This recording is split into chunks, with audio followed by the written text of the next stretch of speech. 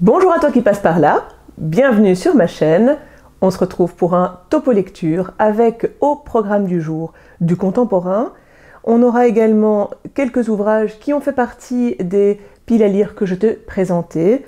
Donc des ouvrages pour le Pumpkin Autumn Challenge et des ouvrages dans le cadre de la rentrée littéraire. Et je te propose de commencer tout de suite avec ici La Méduse Noire qui a été écrit par Jan Kefelec. On est aux éditions Kalman-Levy et c'est un ouvrage qui a été publié en 2024. Il a fait partie de la rentrée littéraire de septembre 2024, même si je ne l'avais pas choisi et mentionné au départ dans ma vidéo sur la pile à lire de la rentrée. Nous partons à la rencontre d'Eddie qui a à peine 20 ans. Il revient en France après avoir fait la guerre en Algérie pendant plus ou moins 2 ans. Alors qu'il s'apprêtait à rentrer dans son village natal, eh bien brusquement il décide de changer de train et d'aller ailleurs et donc de ne pas aller là où il devait aller au départ. Et dans ce train, il fait la rencontre, la connaissance d'Agnès, avec qui tout va vraiment super vite. Donc ils s'aiment, ils décident de se marier, d'avoir des enfants, enfin voilà, vraiment c'est le coup de foudre direct. Et l'enjeu du livre, c'est de voir un petit peu si Eddie va parvenir à se construire, voir un petit peu qu'est-ce qu'il traîne derrière lui, pourquoi il n'est pas retourné chez lui. Et donc on est dans cette histoire familiale, et en même temps un roman psychologique, comme je peux les apprécier. Tous ces ingrédients étaient censés bien me plaire, mais tu te doutes avec cette phrase que eh bien, ça n'a pas été le cas, parce que il y a pas mal de points qui m'ont déplu en fait. Alors la première chose, c'est que je n'ai pas eu d'attachement au personnage alors qu'on est quand même dans une saga familiale, même si c'est sur une génération ou 2 générations, et un roman psychologique, mais donc c'est quand même mieux de s'attacher aux personnages, ou en tout cas de vibrer avec eux et d'être sensible à leurs enjeux. Or ici, finalement, peu importe ce qui leur arrivait, ça m'était un petit peu égal. J'avais donc peu d'intérêt par rapport à ce qu'ils pouvaient vivre, et puis il y a vraiment pas mal de personnages secondaires qui m'ont semblé très peu intéressants et peu intéressants pour l'histoire aussi. Donc quand on abordait la question de ces personnages secondaires, au final, ça m'ennuyait plus qu'autre chose. D'autant plus que parfois, on suivait ces personnages secondaires et puis après, plus du tout. Donc vraiment, je ne comprenais pas l'intérêt de leur apparition. En plus de cela, je n'ai pas vraiment aimé le style de l'auteur. C'est un style qui est très oral, qui intègre de l'argot, donc évidemment c'est un choix de l'auteur. Mais moi, je n'ai pas aimé cette façon de raconter l'histoire, qui en plus passait d'un point à un autre, en laissant pas mal d'ellipses, ce qui me semblait finalement être assez décousu quand on lit cette histoire. On comprend parfois ce qu'il se passe après coup. De la bouche des personnages, on se trouve assez perdu. Parfois, il y a aussi certains éléments de l'histoire qui sont lancés et pas forcément d'explication par la suite. Donc ça enlevait la crédibilité ou la compréhension de l'histoire. Donc comme je le disais, j'aime beaucoup cette thématique du poids du passé, du poids familial, mais ici je n'ai pas trop aimé la réalisation parce que j'ai trouvé que c'était trop diffus et un peu trop survolé. Au niveau du contexte, j'en ai un tout petit peu parlé, mais le personnage principal revient de la guerre d'Algérie et j'ai trouvé que c'était dommage que ce contexte ne soit pas plus exploité. On l'effleure, on sait qu'il est présent, en tout cas qu'on est dans ce contexte-là, mais moi j'ai trouvé que ce n'était pas assez utilisé. Donc ça c'était un petit point que j'ai trouvé dommage. Donc voilà, c'est une déception pour moi parce que beaucoup de thèmes auraient pu prendre beaucoup d'ampleur et être très intéressants. On y parle donc de la guerre d'Algérie, du nazisme, du stress dû à la guerre également, du fait de pouvoir gagner sa vie sans diplôme, les thématiques que j'ai abordées avant. Donc voilà, vraiment, il y avait pas mal de matière, mais j'ai trouvé que ce n'était pas assez exploité. Et donc, la lecture m'a semblé trop légère. J'ai peu retenu. Et là, je fais le topo lecture après quelques semaines. Je l'ai lu il y a quelques temps déjà. Et eh bien, je m'en rappelle, j'ai peu de souvenirs et ça m'a peu marqué. Voilà, ce qui est quand même un mauvais signe, mais ça ne l'a pas fait avec moi, ça ne garantit pas que ça fasse pareil pour toi. Donc évidemment, comme d'habitude, je t'invite à te faire ta propre opinion. Puis j'ai eu envie d'aller vers une lecture un peu voilà, qui me tentait énormément. Ici, c'est un manga, puisque c'est Quand la nuit tombe de Rie Haruga, et la traduction c'est de Yuki Kakishi et Nathalie Bougon. Ce manga a été publié en 2022, en tout cas pour la traduction française. C'est un manga dont j'avais entendu parler il y a un petit temps, et j'ai été très contente de le recevoir, parce que nous avons fait un petit échange de colis, et ici je l'ai reçu voilà, d'Isabelle des Chroniques du Horizon. Donc merci à elle pour ce choix, parce que c'était une très bonne lecture. De quoi on parle? Eh bien, on y suit ici deux lycéens qui sont amoureux, mais qui ne s'avouent pas leur amour au départ. Un jour, ils se donnent rendez-vous dans une vieille usine, et une nouvelle va chambouler leur vie. Voilà. Alors, je n'en dis pas beaucoup plus, parce que ça enlèverait la découverte, et puis ça se lit très vite, c'est en un tome. Et tout l'intérêt, c'est d'être dans cette ambiance, de connaître un petit peu plus ces personnages, de savoir ce qui leur arrive, de savoir ce qui les lie, pourquoi ils s'attirent, qu'est-ce qui a fait que, et voilà, et l'après. Donc je n'en dis pas plus. C'est un manga qui, là aussi, axe sur l'aspect, la dimension psychologique, la psyché des personnages, parce que l'intérêt, c'est de se demander quels sont les impacts que certains actes peuvent laisser sur nous, que ce soit ces actes ou finalement et aussi les actes de quelqu'un d'autre qui se répercutent sur ce qu'on vit. Il y a cette dimension donc très introvertie et très personnelle, et en même temps il y a toute une dimension sociale, parce que c'est très fort, c'est très présent et très fort dans ce manga, le poids du regard des autres, le regard impitoyable de la société, et l'impact que peuvent avoir ces regards sur nos comportements et nos prises de décision, avec tous les dégâts que ça peut engendrer aussi. C'est un graphisme qui est assez classique, j'ai envie de dire. Il y a peu d'éléments de décor, on se centre principalement sur les personnages, et puis l'arrière est assez vide, dénudé. Je ne sais pas si c'est un terme qui existe, mais voilà, c'est comme ça que je le ressens. On se centre vraiment sur ces différents personnages. Moi j'ai bien aimé, parce que je trouve que ça permet d'être au plus proche de leurs réactions, de leurs impressions, leurs ressentis aussi. Et j'ai trouvé que le graphisme était très joli, très simple, très classique, mais en tout cas très agréable. On retrouve beaucoup l'ambiance et les mœurs du Japon, les valeurs importantes du Japon. En tout cas, c'est comme ça que je le vois, mais je ne suis pas japonaise. Parfois, j'ai trouvé que l'histoire pouvait être un tout petit peu prévisible, mais elle est très touchante aussi, et pour le coup, on se retrouve bien avec les personnages, et je trouve qu'on a envie de savoir ce qui va leur arriver, on a envie de savoir comment est-ce qu'ils vont se relever de tout ça. Donc pour moi, c'était très joli, c'était une lecture très agréable, qui ne me laissera peut-être pas un énorme impact, il ne va peut-être pas faire partie de mes mangas préférés, mais pour un manga plutôt axé psychologique et un petit peu social, eh bien, et d'ambiance, eh bien moi j'ai beaucoup aimé, et j'ai fort apprécié ce que j'ai lu et le bon temps qu'il m'a fait passer. Donc voilà un manga que je te conseille. Ensuite, je te présente Le Château des Trompe-l'œil de Christophe Bigot. On est aux éditions de La Martinière, et celui-ci a été publié en 2022. Je t'ai présenté ce livre dans le cadre de ma pile à lire du Pumpkin Autumn Challenge. Donc je suis contente, c'est un check.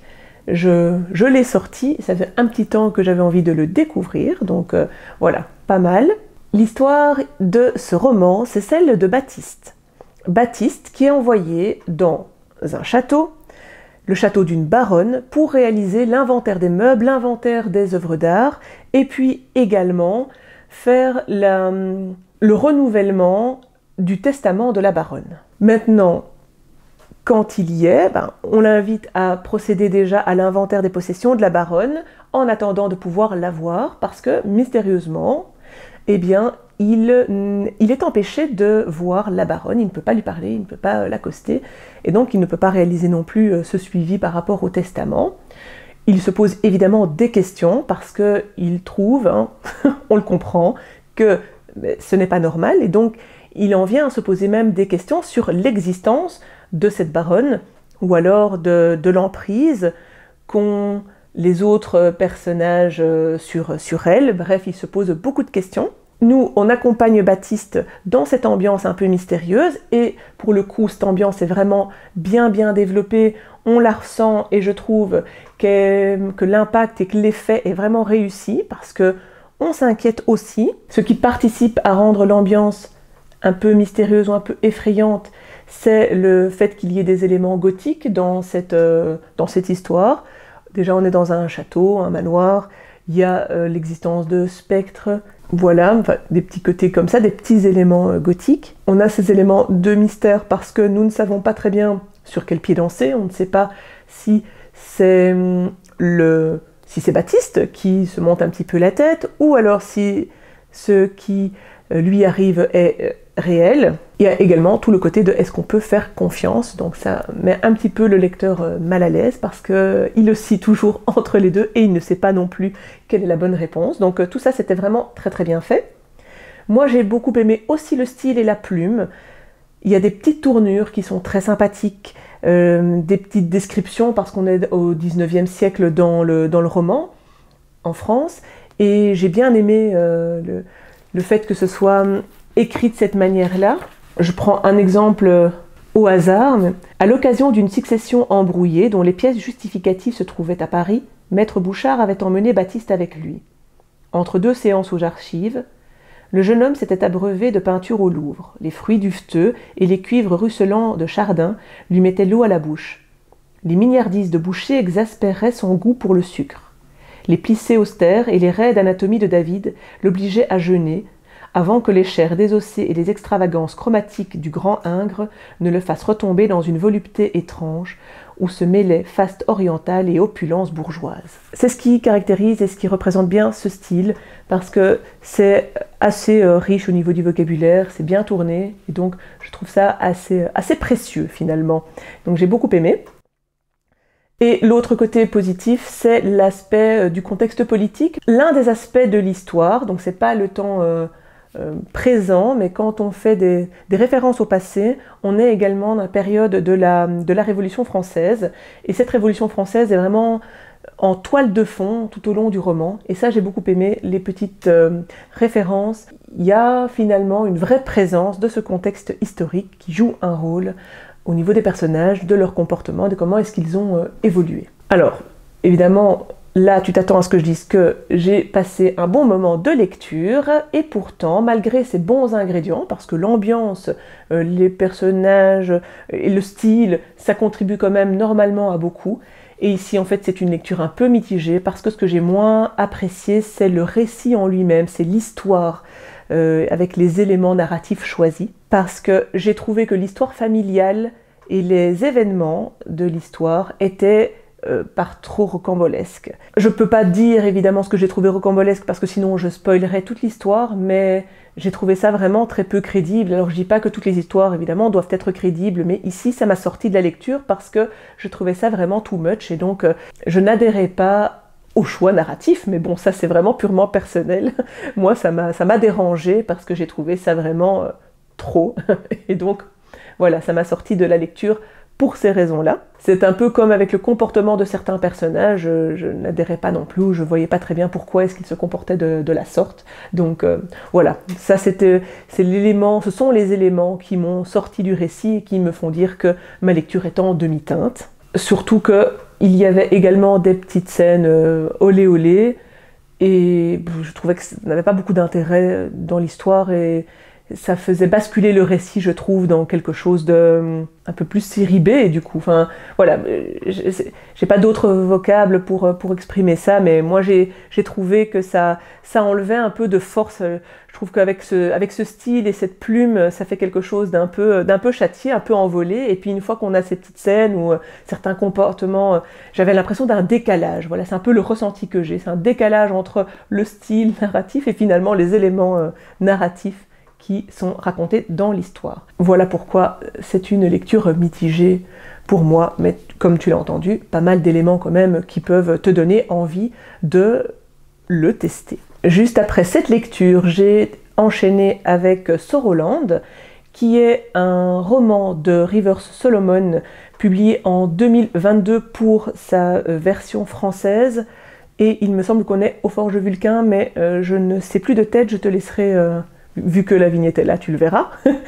C'est une lecture commune que j'ai faite avec Oriane de la chaîne Misère Pourpre, et c'était vraiment super de pouvoir la faire ensemble, comme ça on a pu, comme d'habitude dans le cadre d'une lecture commune, mais avancer petit à petit dans la lecture de ce roman, échanger nos avis, et voilà, et poursuivre ensemble et avoir nos ressentis au fur et à mesure. C'est toujours super agréable, donc voilà, j'étais très contente de la faire avec Oriane.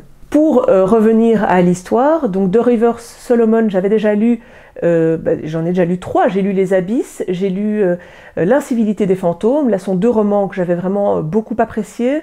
C'était pas parfait, mais vraiment j'aimais beaucoup me plonger dans l'histoire, et je trouve qu'elle a une plume qui nous donne envie d'en apprendre plus et de poursuivre l'histoire avec ces personnages qui sont aussi souvent atypiques.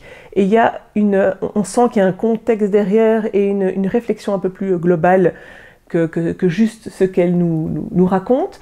J'ai un peu moins aimé Soif de sang, qui est un recueil de nouvelles, parce que là, j'ai moins aimé les thématiques, ou plutôt la moralité de ces différentes nouvelles.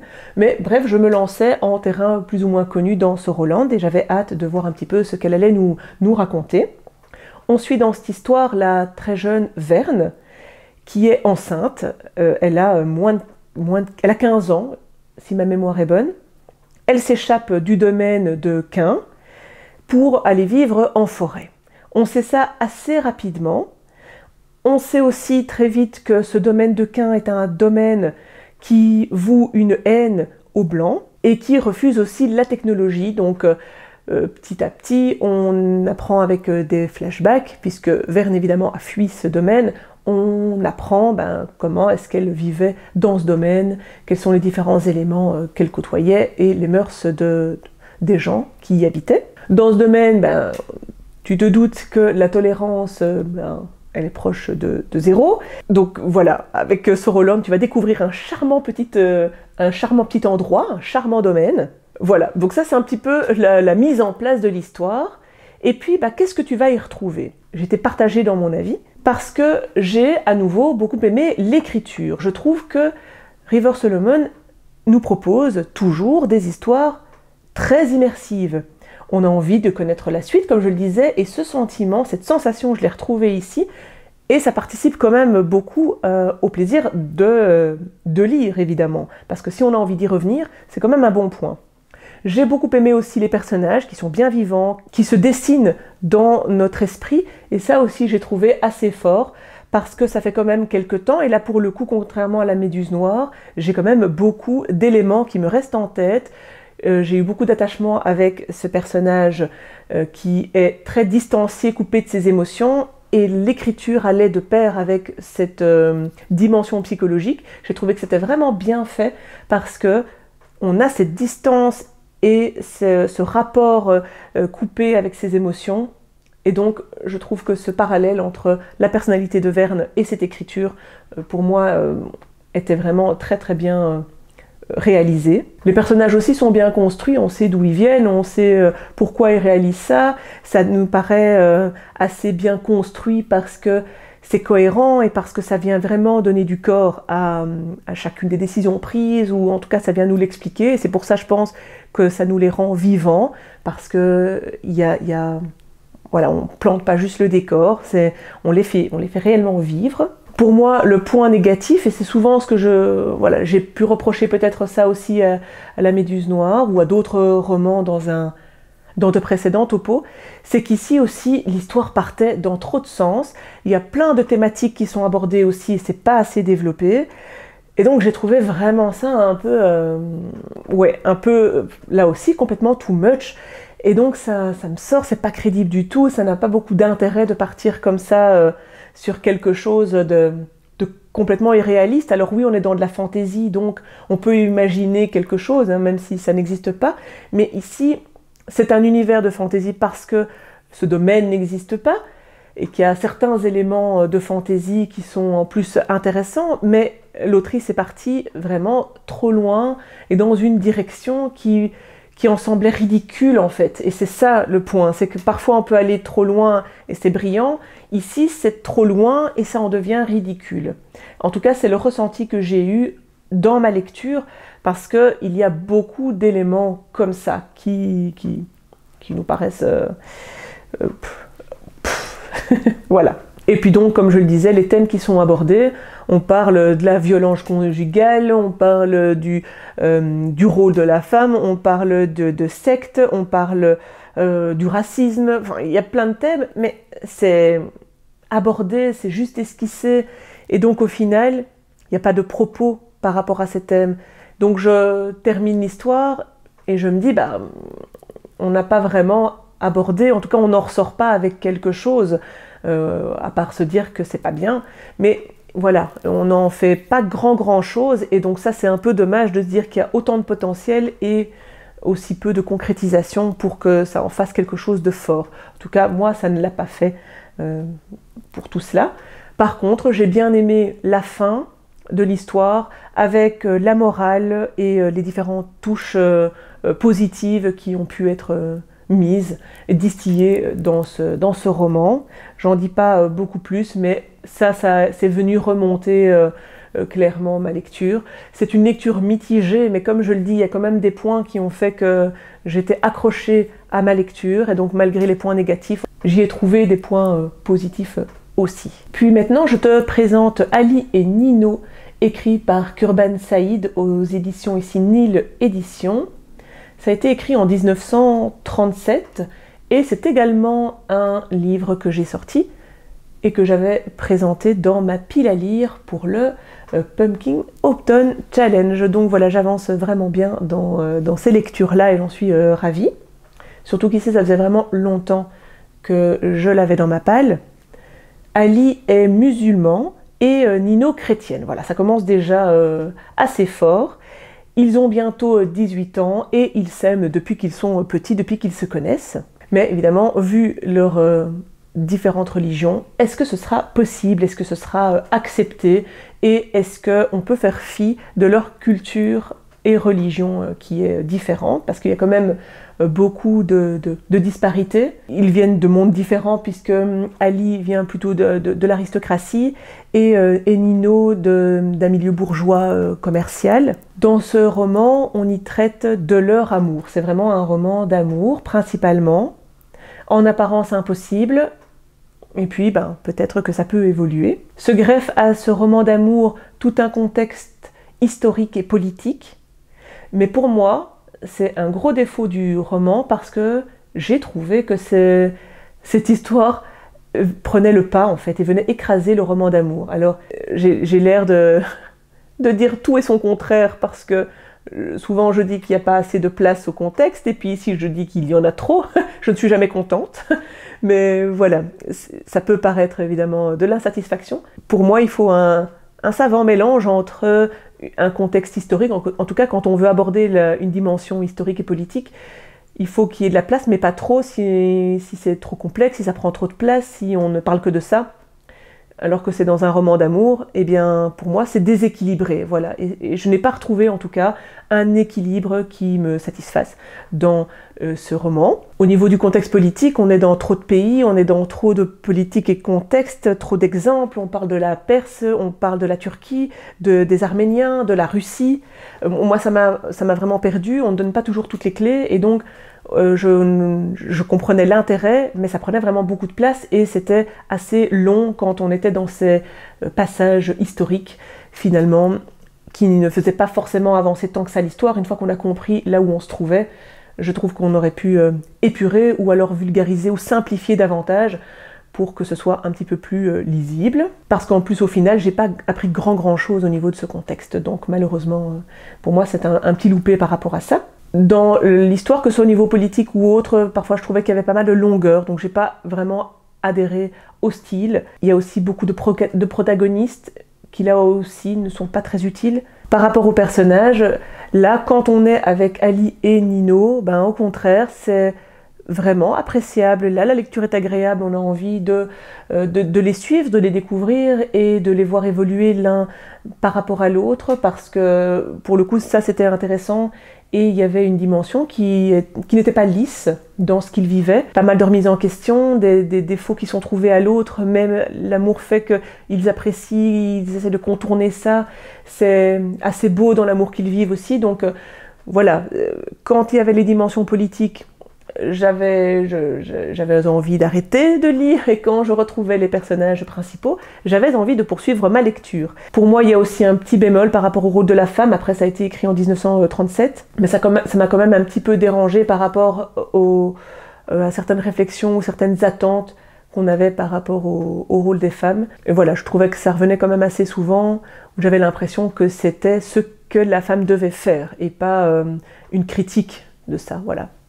Donc ça m'a quand même un petit peu dérangé dans ma lecture. Sinon, il y avait quand même pas mal de messages voilà, sympathiques qui m'ont plu aussi. Mais voilà, moi je suis assez déçue quand même de cette lecture, et ça n'a pas été la plus agréable des sensations quand j'ai lu ce livre. Et je termine ce topo lecture avec de la poésie.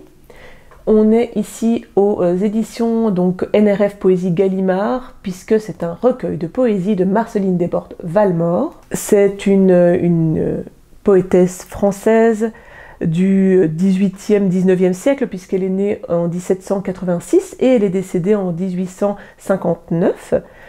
Dans ce recueil sont sélectionnés des poèmes entre 1830 et 1860, enfin donc 1859. C'est une autrice que j'appréciais beaucoup, c'est un grand mot, parce qu'en fait, je l'ai connue via une chanson de Julien Clerc, puisque, lui c'est un artiste que j'aime beaucoup. L'une de ses chansons qui s'appelle Les Séparés, et donc qui a été écrite par Marceline Desbordes-Valmore, mais mis en musique par lui, est un des textes que je trouve vraiment magnifique. Ensuite, je n'ai pas vraiment eu l'occasion de découvrir l'œuvre de cette poétesse. Elle m'est revenue en tête grâce à Digli dans son recueil de poèmes Je serai le feu, le recueil dans lequel elle met en avant des poétesses oubliées, moins connues, méconnues, ou qu'elle apprécie. Et donc l'une de ces poétesses était Marceline Desbordes-Valmore, et donc ça m'a redonné envie d'en apprendre plus, d'en lire plus, et c'est pour ça que j'ai acheté ce recueil. Voilà pour l'intro. Pour te donner une idée du style, je vais te lire un de ces poèmes qui s'appelle « Sans l'oublier ». Sans l'oublier, on peut fuir ce qu'on aime, on peut bannir son nom de ses discours, et de l'absence implorant le secours, se dérober à ce maître suprême sans l'oublier. Sans l'oublier, j'ai vu l'eau dans sa course, porter au loin la vie à d'autres fleurs. Fouillant alors le gazon sans couleur, j'imitais l'eau fouillant loin de la source, sans l'oublier. Sans oublier une voix triste et tendre. Oh, que de jours j'ai vu naître et finir. Je la redoute encore dans l'avenir. C'est une voix que l'on cesse d'entendre, sans l'oublier.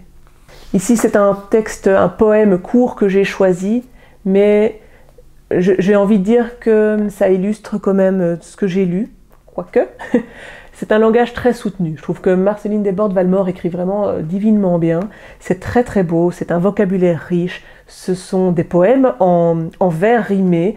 Et c'est vrai que j'aime bien retrouver cette musicalité, ces sonorités-là. Ce sont des poèmes qui sont très complexes et souvent très très longs. Ici, c'est un poème court, mais souvent c'est sur plusieurs pages. Alors, ce qui n'est pas dérangeant en soi, mais quand c'est complexe et ardu, évidemment, là, il faut un peu plus s'accrocher. J'ai trouvé que les textes étaient vraiment beaux si on les lit, qu'on se laisse porter et qu'on se les répète et répète. Parce que c'est, je trouve, difficile d'accès. En plus, il y a pas mal de thématiques qui sont abordées qui, moi, me plaisaient moins. En tout cas, j'avais un petit peu plus de mal. Au niveau des thématiques, il y avait un petit peu de tout. Il y a des thèmes qui m'ont un peu plus plu quand elle abordait la mélancolie, la nostalgie, l'amour. Tout ça, évidemment, ce sont des domaines qui me plaisent un peu plus. Par contre, ce qui a trait à la religion, moi, m'a un petit peu moins plu. Je trouvais que ce qui ressortait aussi de sa manière d'écrire, c'est le romantisme qu'elle met en avant. Ce sont tous les sentiments qui se dégagent de ces différents textes, en tout cas ici. Je trouvais aussi que ce qui était assez particulier, c'est qu'elle va s'adresser à quelqu'un, elle va interpeller quelqu'un d'autre dans ses poèmes. Elle va soit interpeller le Christ, elle va t'interpeller en disant « toi », elle va poser des questions. Donc il y a ce rapport-là direct qui t'implique en tant que lecteur, en tout cas j'ai trouvé. Et c'est très expressif dans l'échange, je trouve. Voilà, je ne sais pas vraiment t'en dire plus parce que je ne vais pas décortiquer chacun des poèmes, évidemment, et puis je ne suis pas sûre que je serai en mesure de le faire d'ailleurs. Par contre, ce que je peux dire donc en conclusion, c'est que c'est un recueil que j'ai aimé lire. C'est une autrice, une poétesse que j'ai beaucoup aimé découvrir aussi. C'est vraiment une belle plume, mais c'était une lecture ardue. Ce sont des poèmes que je vais devoir relire parce que parfois on n'est pas toujours dans les conditions pour lire ces longs poèmes et donc on passe un petit peu vite et ça, on peut passer à côté, en tout cas je suis passée à côté de certains poèmes, mais voilà, il faut dire que certaines thématiques me plaisaient moins. Donc je ferai sans doute une relecture parce que il y a du potentiel, comme on dit, et j'ai beaucoup aimé certains poèmes. Le topo lecture est à présent terminé. J'espère que tu as passé un bon moment, que tu as eu des idées de lecture. Et puis, si tu as envie de réagir, je t'attends comme d'habitude en commentaire. Merci comme d'habitude à tous ceux qui le font, à chaque fois ou ponctuellement. Ça me fait très plaisir de le lire. Si tu as aimé le contenu ou que tu as envie de me soutenir, eh bien, vraiment, n'hésite pas à laisser un commentaire, à mettre un like, à visionner jusqu'ici, mais ça peut-être que tu l'as déjà fait, à partager, whatever, quelque chose, ça aide la chaîne dans tous les cas. Et puis voilà, moi je te dis à très bientôt pour un topo lecture ou pour une autre vidéo, et de toute façon, que le plaisir de lire soit avec toi.